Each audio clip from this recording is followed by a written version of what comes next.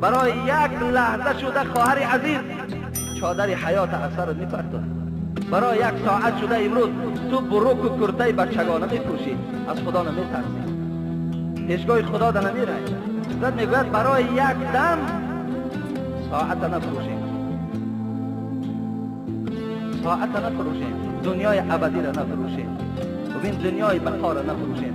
دنیا تنه دادرای عزیز خانیم، تعلیم گیریم، رفتن دانشکده های عالی در خانیم، همه شرایط برایتان مهیا کنیم، لکن خدا و آخرتان فراموش نکنیم. از خدا و آخرتان دور نباشین دادرای عزیز که بسیار به خدا قسم شما بای میدهین، مغلوب میشوین. میگوید شاعر که هر کی در دنیا نرفتی بر صراط مستقیم، در قیامت از